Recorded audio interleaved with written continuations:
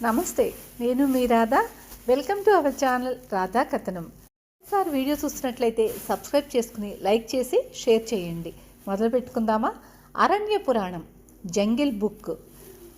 మర్కటకులు మౌగ్లీని శిథిలాలకు చేర్చి చాలా ఘనకార్యం చేశామని మహామురిసిపోయారు.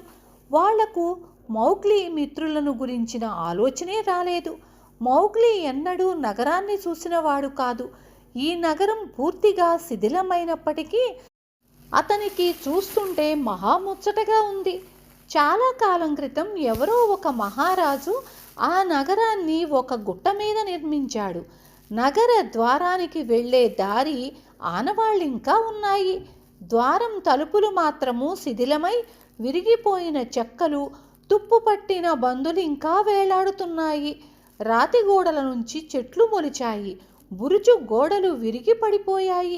బురుజు గవాక్షాల నుంచి అడవిలతలు బయటకు వచ్చి వేలాడుతున్నాయి. గుట్ట శిఖరాన ఉన్న రాజభవనం మీద కప్పు లేదు.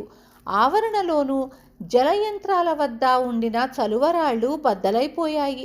ఎర్రగాను పచ్చగాను అయిపోయాయి. నాపరాళ్ల మధ్యగా గడ్డి మొక్కలు మొలుచుకొచ్చాయి. రాజభవనం నుంచి చూస్తే కప్పులు లేని ఇళ్ల వరుసలు నల్లగా తేనె పట్టులోని గదుల్లాగా కనపడుతున్నాయి. 4 రోడ్లు కలిసే కూడలిలో ఉన్న విగ్రహానికి ఇప్పుడు ఏ ఆకారమూ లేదు.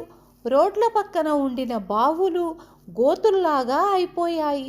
శిథిలమైన ఆలయాల గోపురాల మధ్యగా అడవి అత్తి మొక్కలు వేపుగా పెరిగాయి. మర్కటులు దాన్ని తమ సొంత నగరంగా భావించి అరణ్యంలో నివసించే ప్రాణులను నిరసనగా చూసేవాళ్ళు. కానీ వాళ్లకు ఆ ఇళ్ళు ఎందుకు కట్టినవో, వాటిని ఎలా వాడుకోవాలో తెలియదు.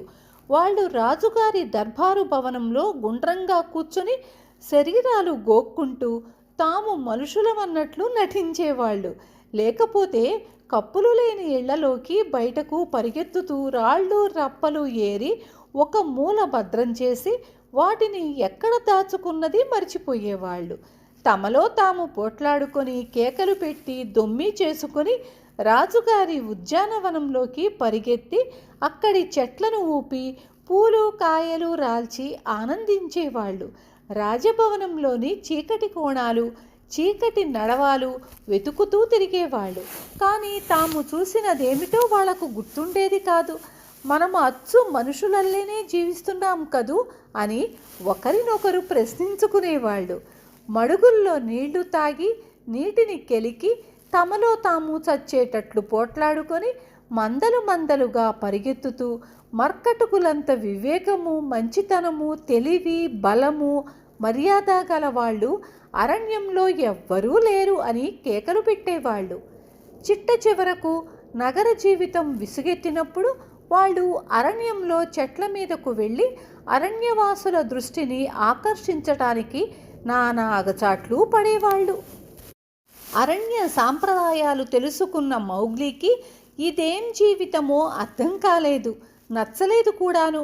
పొద్దువాలే సమయానికి మర్కటులు మౌగ్లీని శిథిలాలకు చేర్చి దీర్ఘ ప్రయాణం అనంతరము అతన్ని అలవాటు ప్రకారము నిద్ర అయినా పోనివ్వకుండా చుట్టూ వలయంగా నిలబడి చేతులు పట్టుకొని పిచ్చి పిచ్చి పాటలు పాడుతూ నృత్యం చేశారు.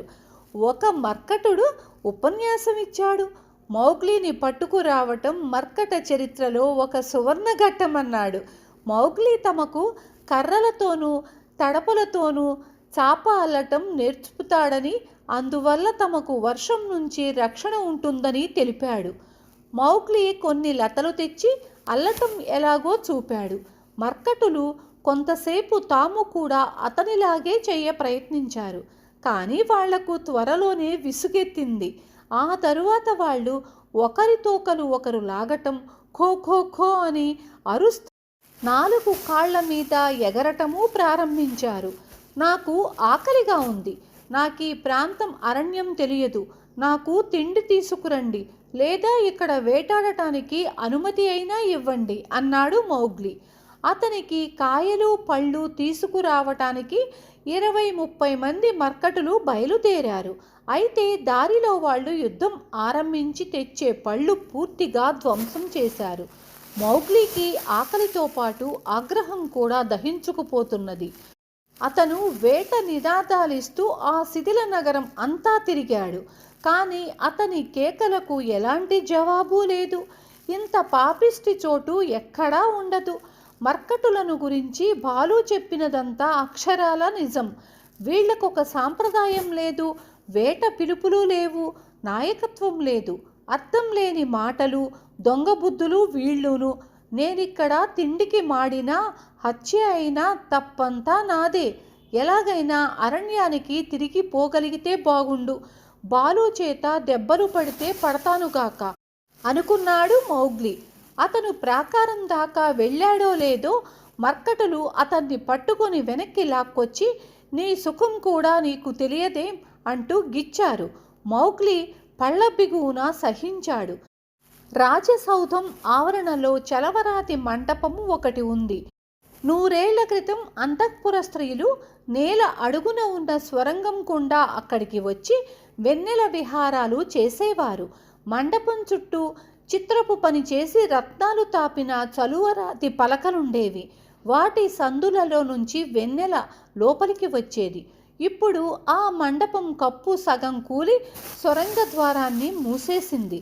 మర్కటులు మౌగ్లీని ఇక్కడి మిద్దె మీదకు తెచ్చి అతని చుట్టూ మూగి, మేమెంత గొప్పవాళ్లము, ఎంత జ్ఞానులము, ఎంత బలవంతులము, ఎంత మంచివాళ్లము, మా నుంచి పారిపోతావే, మా సంగతి నువ్వు అరణ్యంలో అందరికీ చెప్పాలి అని కోలాహలంగా మాట్లాడారు. నిశ్చయంగా వీళ్లను పిచ్చినక్క కరిచినట్లుంది.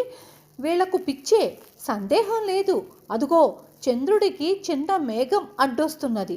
అదే మరింత పెద్ద మేఘమైతే హాయిగా తప్పించుకుపోదును కదా అనుకున్నాడు మౌగ్లీ.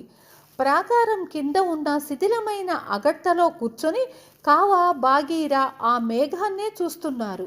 మందగా ఉన్న మర్కటులతో తలపడటం అపాయమని ఆ ఇద్దరికీ తెలుసు. నేను పడమటి గోడ వద్దకు పోయి నేలవాలున జారి వస్తాను.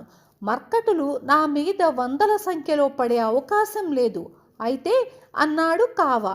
నాకు తెలుసు, బాలు ఇక్కడ ఉంటే ఎంతో బాగుండేది.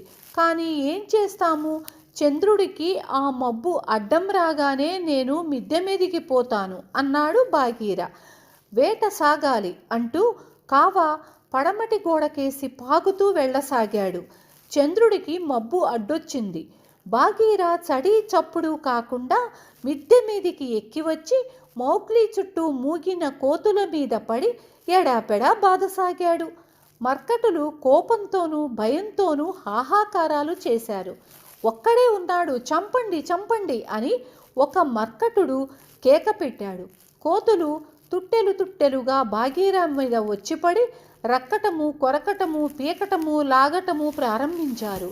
5-6 మర్కటులు మౌగ్లీని గట్టిగా పట్టుకొని చలవరాతి మండపం కప్పు మీదకి ఈడ్చుకుపోయి అందులో కంత నుంచి లోపలికి తోసేశారు. అక్కడే ఉండు, నీ మిత్రులను చంపేసి వచ్చి నీతో ఆడుకుంటాము. ఈలోగా విషపు పురుగులు నిన్ను చంపేయకుండా ఉంటే అన్నారు మర్కటులు మౌగ్లీతో. మౌగ్లీ పాము భాషలో మనము ఒకటే అన్నాడు. మండపం లోపల ఉండే చెత్త చెదారం మధ్యగా ఏదో పాకుతున్న చప్పుడు, బుసలు కొడుతున్న చప్పుడు వినవచ్చింది.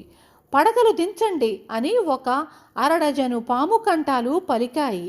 కదలకు తమ్ముడు, మమ్మల్ని తొక్కగలవు అన్నాయా కంఠాలు మౌగ్లీతో. చెక్కడపు గోడల రంధ్రాలలో నుంచి బయటకు చూస్తూ వీలైనంత నిశ్చలంగా నిలబడి బయట బాగీరాతో సాగే యుద్ధాన్ని ఆలకించాడు మౌగ్లీ. మర్కటులు మూకుమ్మడిగా వచ్చి బాగీరా మీద పడి అరుస్తూ, గుంజుతూ, కిచకిచలాడుతూ పెనుగులాడుతున్నారు.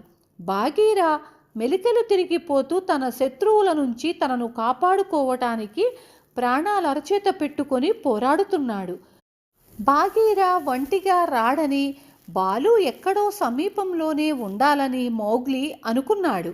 అతను గొంతెత్తి, నీళ్ల తొట్టెలకేసి దొర్లు, బాగీరా నీళ్ల తొట్టెల్లోకి దూకెయ్ అని కేక పెట్టాడు. మౌగ్లీ కేక పెట్టడం వినగానే అతను క్షేమంగా ఉన్నాడని తెలిసి బాగీరాకు కొత్త ధైర్యం వచ్చింది.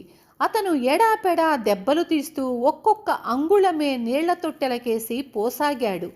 ఇంతలో అరణ్యానికి సమీపంగా ఉన్న గోడ శిథిలాల దగ్గర నుంచి బాలు యుద్ధ హుంకారము వినపడింది.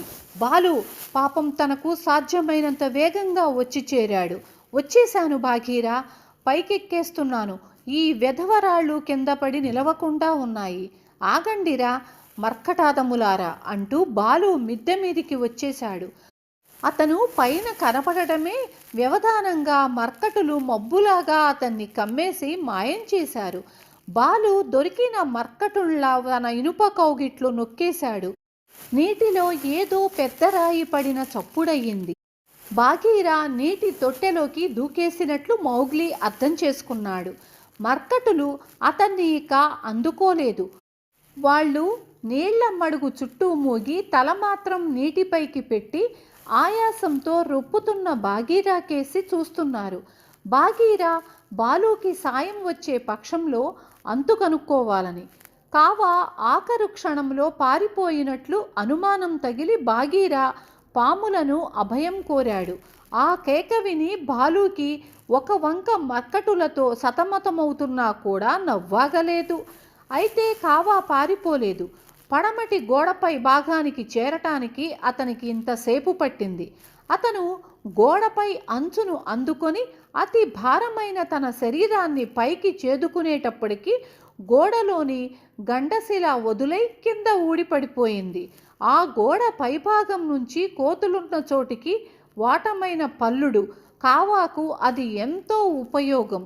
కావా తన శరీరం ప్రతి అంగుళము సరైన పొంకంలో ఉన్నది లేనిది చూసుకునేటందుకు 1-2 సార్లు తల నుంచి తోకదాకా మెలికలు తిప్పి చాచి చూసుకున్నాడు.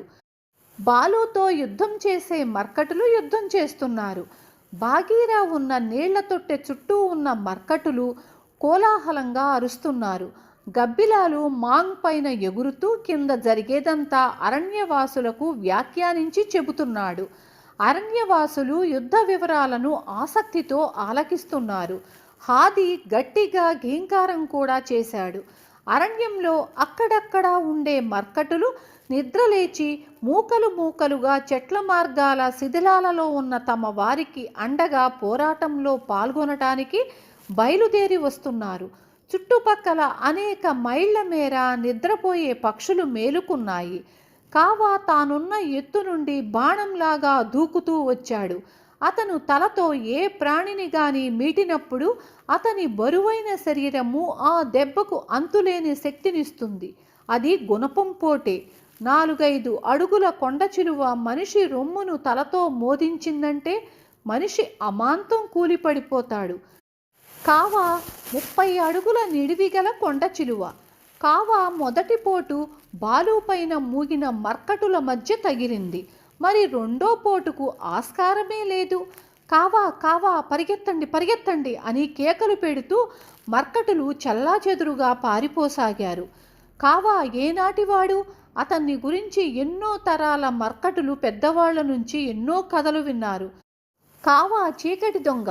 వాడు నిశ్శబ్దంగా కొమ్మ వెంబడి పాకి వచ్చి ఎంత లావు మర్కటున్నైనా పొట్టన పెట్టుకోగలడు. చెట్టు మీద ఒక ఎండు కొమ్మలాగా ఉండిపోయి మోసగించగలడు. వాడి శక్తికి అవధి ఏమిటో తెలిసిన మర్కటుడు గాని, వాడికి దొరికి ప్రాణాలతో బయటపడిన మర్కటుడు గాని లేడు.